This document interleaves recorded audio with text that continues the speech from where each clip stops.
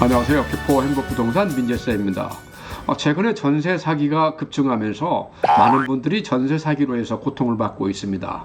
따라서 이에 알맞는 자료를 준비하던 중 일타 강서로 불리우는 원희룡 국토부 장관이 전세 계약 사기를 방지할 수 있는 전세 계약 체크리스트라는 카드 뉴스를 만들었습니다. 실제 내용이 상당히 튼실하고 좋은 참고가 될 것 같아서 이 체크리스트에다가 실제 계약 현장에서 일어나는 실무적인 사항을 가미해서 여러분께 안내해 드리도록 하겠습니다. 자, 먼저 이렇게 코믹하게 나와 있는데요.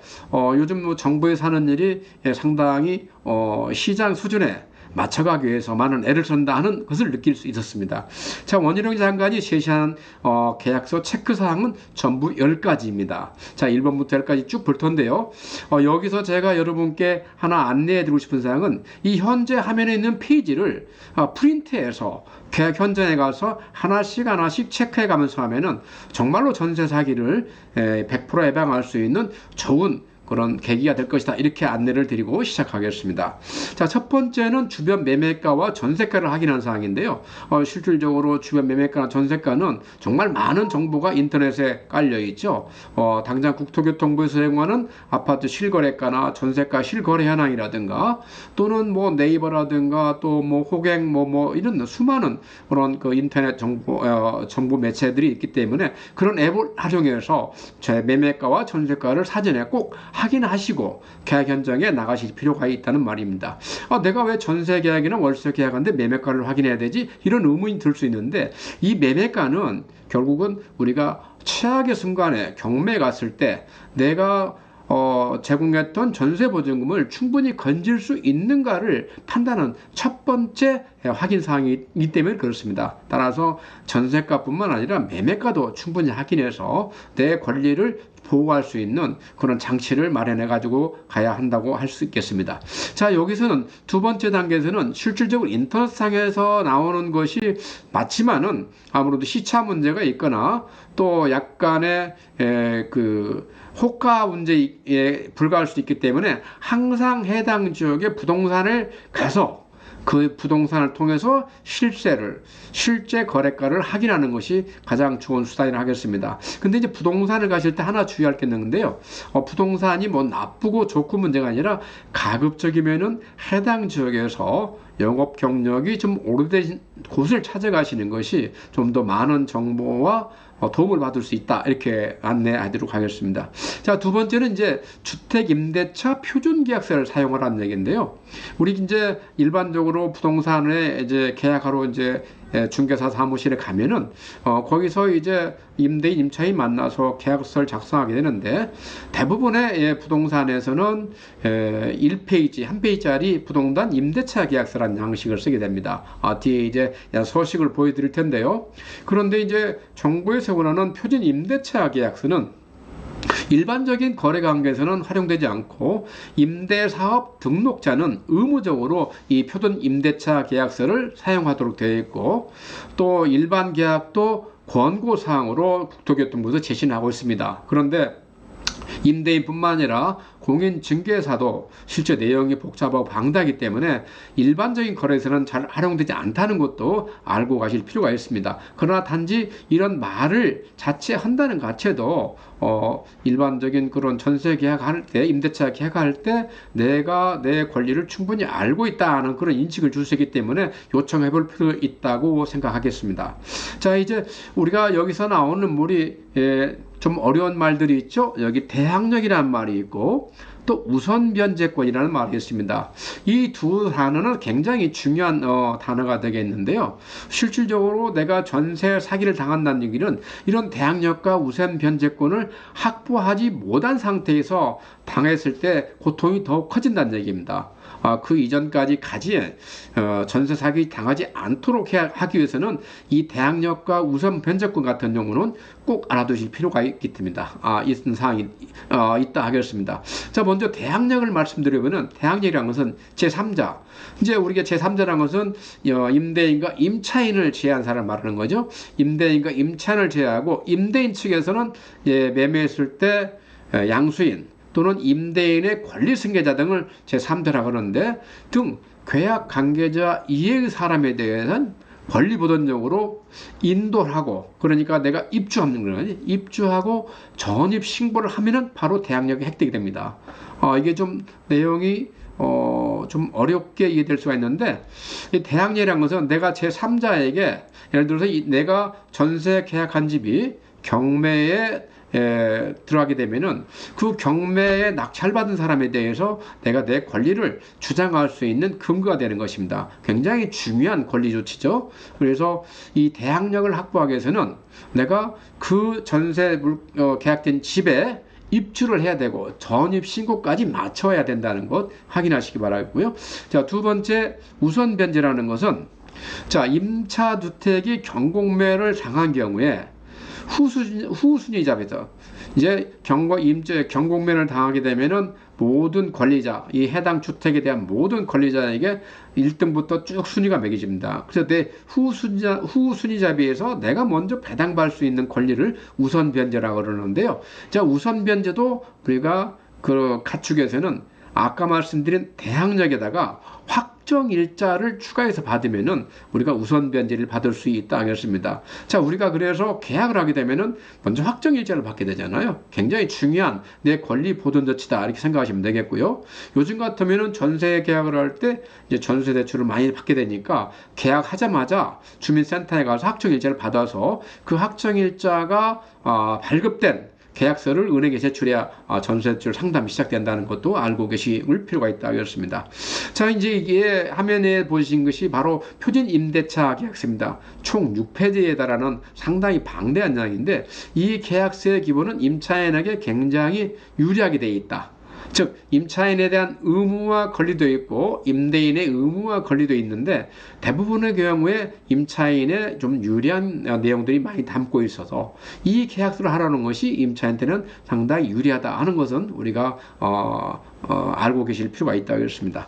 자, 이것은 일반적으로 우리가 사용하는 부동산 임대차 전세 계약서입니다. 물론 이 내용만 가지고도 아까 말씀드린 대항력이나 우선 변제권이 다 확보되지만은 여러 가지 임차인에 대한 그런 권리를 좀 더 강하게 보존받기 위해서는 표준 임대차 계약하는 것이 더 바람직하다 할 수 있겠습니다.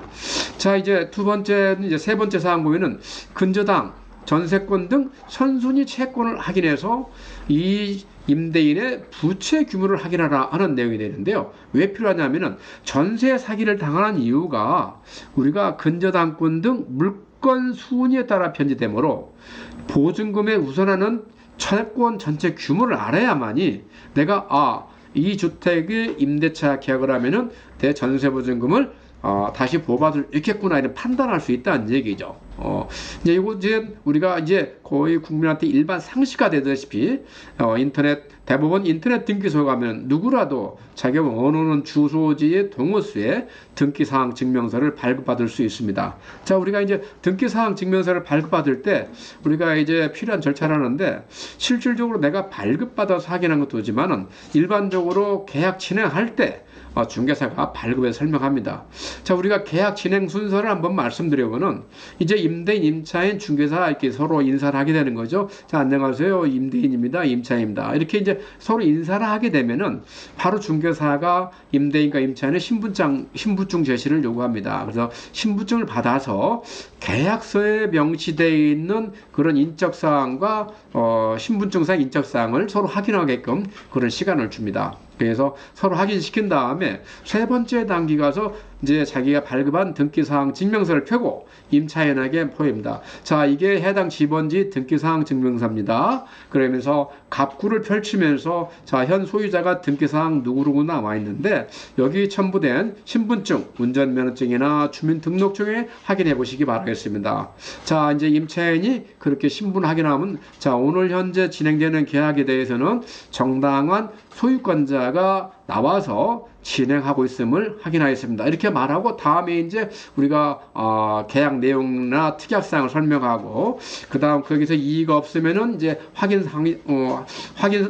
설명서에 대한 내용 설명이 들어가는 것이죠. 확인 설명서하고 그다음 기타 공부 뭐 도시계획 확인이라든가 토지 대장이라든가 그다음에는 아니면은 부동산 종합 정보라든가 그런 필요한 사항의 정보를 제공합니다. 그래서 이 계약 내용에 대해서 다 이의가 없으면은 바로 이제 작성된 계약서에 서로 서명 날인하고 그 다음에 이제 끝나게 되는 것이죠.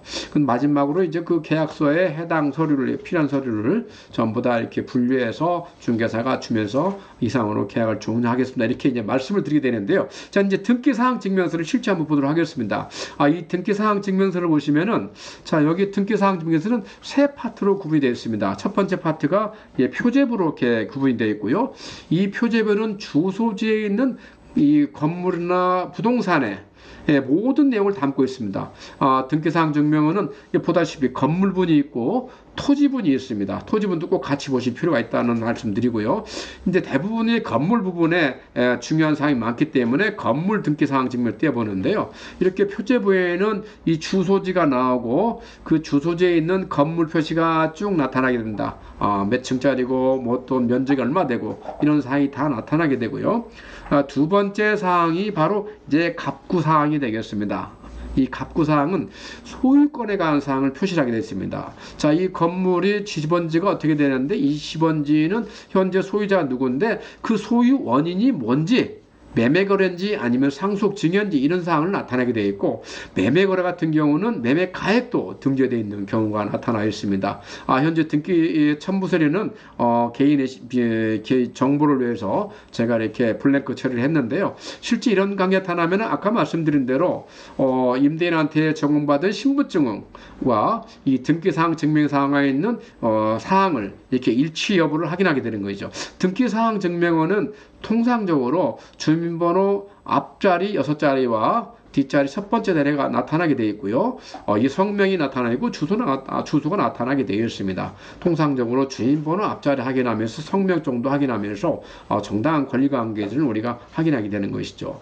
그 다음에 실제 오늘 이 시간에 중요하게 할 것은 바로 을구에 관한 사항입니다. 이 을구에 관한 것이 내 전세권을 보호를 받는데 굉장히 중요한 내용을 담고 있기 때문에 그런 것이죠. 이 을구에 관한 사항은 현재 이 건물을 중심으로 이 주택에 어느 정도의 채권이 설정되어 있는가를 나타내는 것입니다. 우리가 이제 그걸 근저당이라고 하는데 근저당이 얼마나 있냐에 따라서 내 전세금 보호 가능성이 높아졌다 나있다 하는 것이죠. 뿐만 아니라 이 전세 근저당액에 따라서 전세 보증금 반환 보증보험 드는데도 상당히 제약료이 있을 수 있기 때문에 이 부분을 집중적으로 보시고 여기서 금액이 크다 그러면은 잠시 고민을 더 좀 할 필요가 있습니다.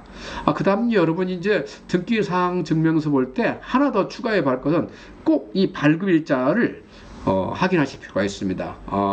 통상적으로 계약 당일자에 발급해서 제시를 하지만은 이것도 같이 꼭 챙겨보실 필요가 있다는 것을 말씀드리도록 하겠습니다.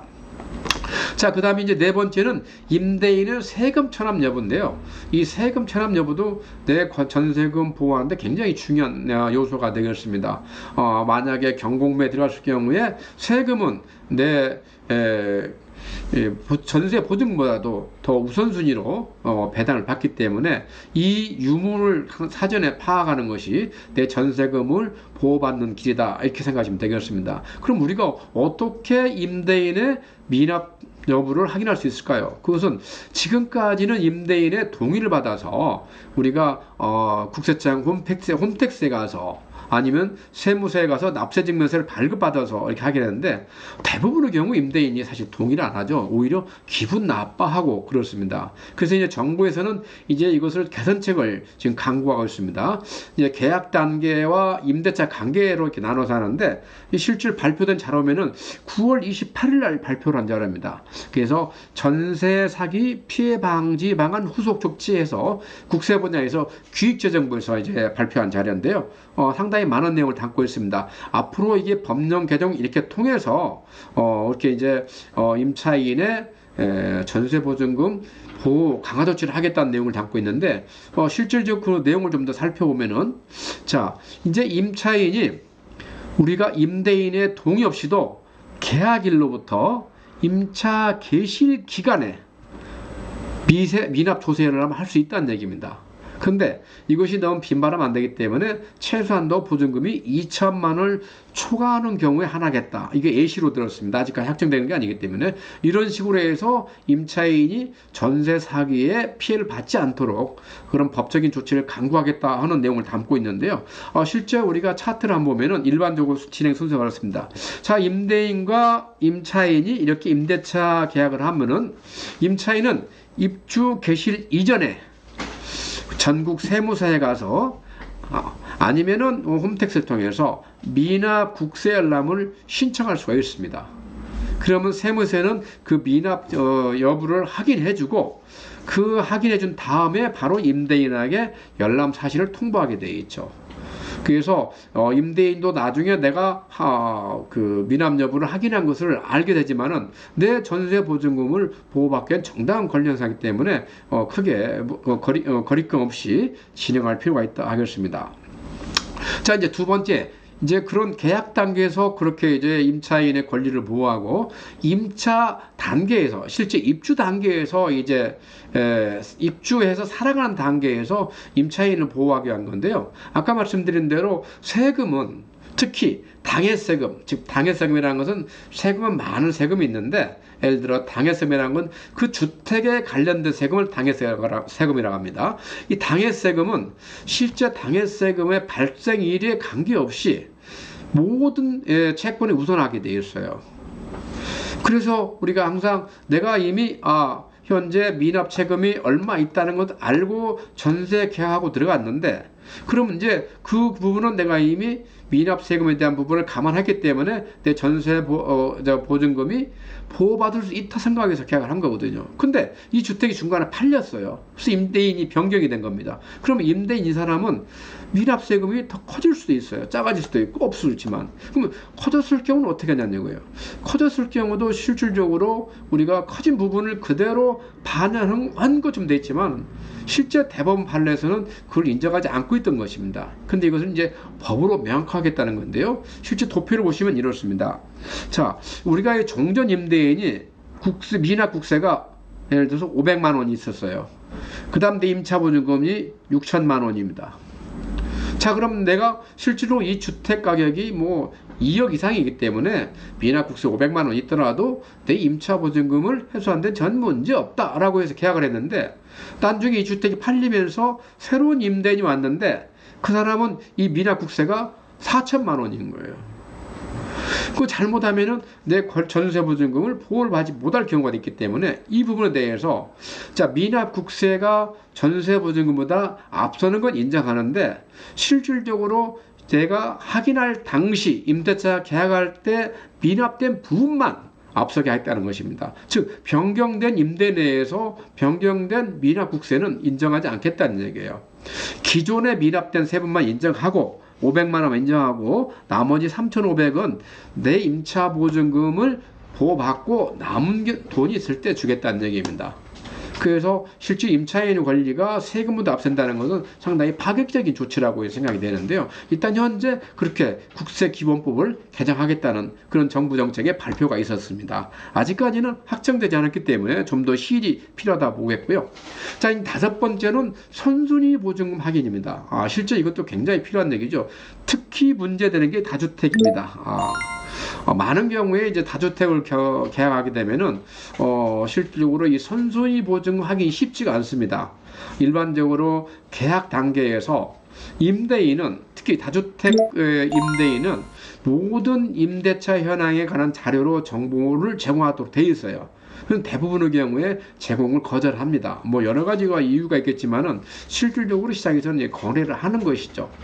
그래서 이제 우리가 뭐 내가 입주하는 가구 수 말고 모든 전 세대의 입주 현황과 전세 보증금 현황을 내가 알아야 되는데 통상 계약 현장에 가면 이렇습니다.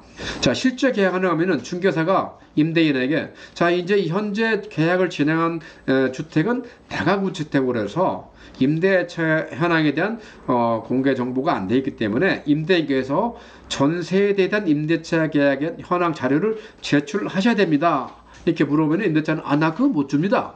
임대인은 나 그거 못 줍니다. 이렇게 이제 통상 거절을 하게 됩니다. 그렇다고 임차인이 그럼 저도 안 들어갈래요 하면 계약이 안 되는 건데 임차인은 그 집 마음에 드니까 들어갈 수 없기 때문에 계약이 뭐 이런 현황 파악이 안 되고 계약했다가 피해를 보는 일이 간혹 많이 발생하는 것이죠. 특히 다가구 주택에서는 이런 그 전세대 그 임대차 현황에 대한 자료가 굉장히 중요한 내용이기 때문에 꼭 확인할 필요가 있습니다. 자, 그래서 이것을 이제 막기 위해서 우리가 두 가지 요소가 있는데 첫 번째 우리가 확정일자 부여 현황을 발급받거나 아니면은 전입세대 열람부를 발급받을 수 있다는 얘기입니다. 이것도 우리가 뭐 특별히 임대인 동의가 필요 없고 인터넷 등기 통해서 확정일자 부여하는 걸 발급받을 수가 있는데요. 인터넷 홈페이지에 대법원 인터넷 등기소에 가시면은 이렇게 화면에 보이는 대로 확정일자란이 있고요. 거기에 커서를 놓으면은 정보 제공 표시 있습니다. 정보 제공 열람 확인을 누르고 가면은 바로 이제 다음의 정보가 나타나면서 내가 필요한 정보를 얻을 수가 있는데 꼭 공인인증서가 필요하다는 사실 염두에 두시고요. 그 다음에 이 계약서를 우리가 스캔해서 파일로 첨부하기 때문에 우리가 약간의 이 전산기기 조작할 수 있는 그런 능력을 가지고 있을 필요가 있다 하겠습니다. 그렇지 않고 세무서에 가서 발급 요청을 하면은 발급해준다는 사실도 알아두시기 바라겠습니다. 자, 그럼 이렇게 이제 확정일자 부여하나 이렇게 나타납니다. 실제 이 물건지는 확정일자가 없습니다. 이렇게 나타나 있는데 꼭 조심하실 필요가 있어요.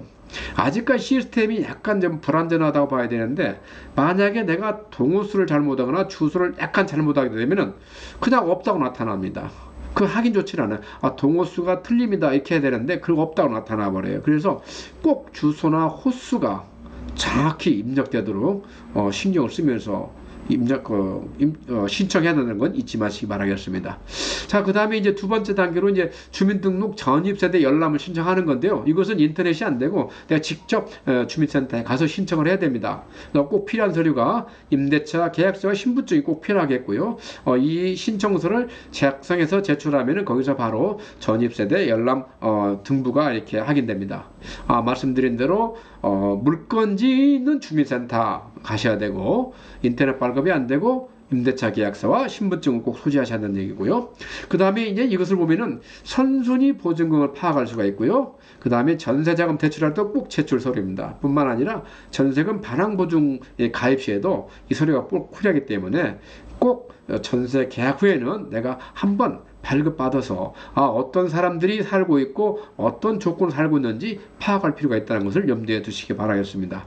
자, 여덟 번째 임대차 신고인데요. 이제 임대차 신고는 실질적으로 우리가 법적 의무가 돼 있었죠. 법적으로 의무가 돼 있는데 자, 우리가 이 신고를 제대로 함으로써 권리를 보호받을 수 있다 그랬죠. 아까 어떤 거였습니까? 임대차 신고는 전입 신고를 겸하기 때문에 대항력을 갖추기 위해서는 우리가 점유와 즉 입주와 전입 신고가 필요하다 그랬죠. 우선 변제권을 갖고 있으면 거기다가 확정일지만 추가받으면 되겠고요. 그래서 우리가 임대차 계약 신고할 때는 특히 전세자금 대출 받는 경우는 계약서 작성하자마자 바로 물건지의 주민센터 가서 확정일자를 받으면서 받으면서 확정일자를 받고 그 다음에 대출 신청한 다음에 우리가 잔금 치르고 입주하자마자 바로 그날 전입신고를 해야만이 내가 정당하게 권리를 보호받을 수 있다는 건 잊지 마시기 바라겠습니다. 통상적으로 이 전입신고를 하더라도 권리 절차에 따라서 좀 이길날 0시에 이게 효력이 발효하기 때문에 하루라도 놓치면 안 된다는 것 꼭 잊지 마시기 바라겠습니다. 전세 사기 유형이 많이 있는데 이렇게 법적으로 시차가 발생하는 것을 우리가 악용을 하는 사례가 제법 많이 있거든요. 이게 무슨 얘기냐면은 나하고 전세 계약한 사람이 바로 은행 가서 실질적으로 추가 대출을 받는다든가 여러 가지 채무를 발생시키는 것입니다. 그러면 내가 알고 있던 그 부채보다도 훨씬 많은 부채를 가지고 있고 또 이 채무라는 것은 그 신청 당일날 바로 등기로 등재되기 때문에 나보다 선순위가 되는 거예요. 나는 그래서 그 사람이 다 자기 돈을 가져가 난 다음에 내 전세금을 돌려받을 수 있기 때문에 나는 자칫하면은 내 전세보증금을 돌려받지 못할 경우가 많이 있는 것이죠. 꼭 그래서 늦추지 말고 이 전입한 날 바로 그날 가서 전입신고를 하실 필요가 있다는 것을 다시 한번 강조해 드립니다. 온라인 임대 절차 신고한 절차가 나왔는데요. 우리가 이제 인터넷으로 하는 것인데 실질적으로 여기서는 꼭 공인 인증서가 필요하다는 걸 아까 말씀드렸고 그 다음에 우리가 그 전세 계약서에 대한 스캔 자료가 필요해. 그 자료를 제출해야만이 거기서 확정일자가 부여되는 거고 신고가 접수가 되는 거거든요. 그래서 두 가지 사항을 준비해서 온라인으로 해도 충분히 우리가 전입 신고 및 확정일까지 받을 수 있는데 전세 대출을 받을 때는 미리 받아야 된다고 그랬죠. 그래서 두 나눠서 이해하시기 바라겠습니다. 자, 이제 우리가 온라인으로 할 때는 우리가 그 시스템은 바로 부동산 거래 관리 시스템이라는 프로그램입니다. 이것도 보면은 이렇게 쭉 절차가 나와 있는데 해당 시군구를 이렇게 입력을 하고 여기다 신고하기 이렇게 표시하면은 클릭하면은 그 다음 페이지로 넘어가게 됩니다. 자, 신고 미리 보기는 내가 이 공부를 하기 위해서 어떻게 작성하지는 작성되기 잘 설명되어 있고요. 그 다음에 신고하기를 누르면은 여기서 임대차 신고인지 아니면 부동산 매매 신고인지 이렇게 구분하게 되어 있습니다. 그래서 이제 신고서 등록하게 되면은 내가 이제 그 신청할 수 있는 내용이 화면이 나오고 여기 보면은 이제 신고 이력 내용 확인은 보면은 내가 신고했던 내용을 클릭해서 뭐 승인 난 것, 필증을 우리가 프린트한다든가 또 신고 내용을 확인하길 때는 사용한다는 그런 버튼으로 이해하시면 되겠습니다. 그래서 이제 우리는 임대차 계니까 임대차 신고분을 해야 되는 거 아시고요. 그 다음에 9번째 전입신고. 이거 전입신고도 이제 법적 의무가 되어 있죠. 이게 안 하면 이제 주민등록법에 이제 위반하기 때문에 꼭 전입신고를 해야 되고요. 그 다음에 아까 말씀드렸는데 우선 변제권 세 가지 우선 말씀드렸죠. 확정일자 받아야 되고 전입신고해야 되고 시청 물건을 점유하고 있어야 된다. 사실 꼭 염두에 두시고 이런 것을 거쳐야만이 내 전세보증금이 정당하게 보호받을 수 있다라는 건 꼭 알아두시기 바라겠습니다.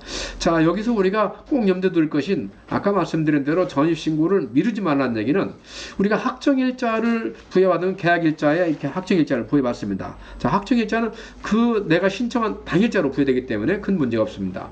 문제는 우리가 이제 이사하고 전입신고를 하는데 내가 1시에 하든 10시에 하든 아니면 뭐 5시에 하든 우리가 이제 주민센터 퇴근 전에 하더라도 그 다음날 0시를 통해서 이 전입신고가 효력을 발생한다는 것입니다.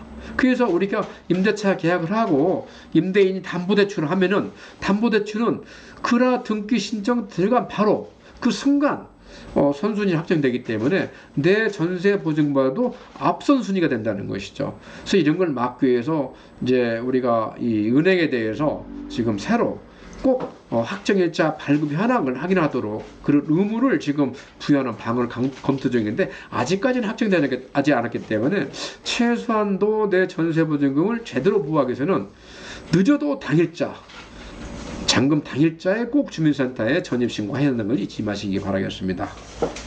자, 이제 10번째로 이제 전세 보증금 반환 보증에 가입하는 것인데 실제 이 내용은 굉장히 절차가 복잡하고 좀 시간이 소요된 내용입니다. 그래서 단지 이런 절차가 있다는 걸 알고 꼭 가입하셔서 내가 예를 들어서 전세 보증금을 임대인한테 받지 못한 경우는 이렇게 우리가 보증사에서 전세보증금을 나한테 대신 지불하니까 그 돈 가지고 난 새로운 주택을 찾아 나갈 수 있는 것이죠.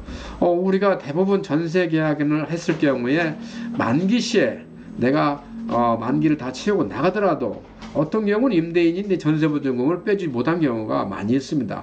통상적으로 그냥 임차인이 빼나가세요 이렇게 이제 많이 하는 사례를 직면하게 되는데 그런 사례를 막기 위해서 일부 돈이 들어가지만은 꼭 전세보증금 반환 보증을 가입해서 우리가 그런 일이 발생했을 때 내가 길지 않은 시간에 제때 전세보증금을 회수해서 새로운 이렇게 주거지를 찾아 나갈 수 있도록 할 필요가 있다 하겠습니다. 이 전세보증금 반환 문제는 뭐 상당히 내용이 많은데 핵심적인 내용 세 가지만 말씀드리겠습니다. 먼저 보증 내용은 전세계약 종료 후에 계약이 종료 후입니다. 종료 후에 임대인이 임차인에게 반환해야 할 전세보증금 반환을 못하고 있을 때 우리 보증사에서 대신 치겠다는 얘기입니다. 그래서 대신 이제 한도가 있는데 수도권은 7억, 그의 직은 5억을 한도로 하고, 이게 전세보증금 금액입니다. 한도로 하고 있고, 이게 신청 기일이 전세 계약 기간의 2분의 1이 경과하기 전에 신청해야 되는 것입니다. 따라서 이거 신청하고 승인받는 시간이 걸리기 때문에 최소한도 빨리 하는 것이 전세보증금 반환 보증의 효력을 제대로 받을 수 있는 방법이라 생각이 됩니다. 자, 오늘은 여러 가지 문제를 낳고 있는 전세 사기를 피할 수 있는 전세 계약 시 체크리스트, 우리 국토교통부의 원희룡 장관이 만든 카드 뉴스에다가 실제 계약 현장에서 일어나고 있는 여러 가지 일들을 좀 더 이렇게 믹서해서 안내해 드렸습니다. 도움이 되시기 바라겠고요. 시청해 주셔서 대단히 감사합니다. 부동산이나 세금에 대해서 모든 내용 궁금한 사항이 있으면 언제든지 편하시게 전화 주시기 바라겠습니다. 감사합니다.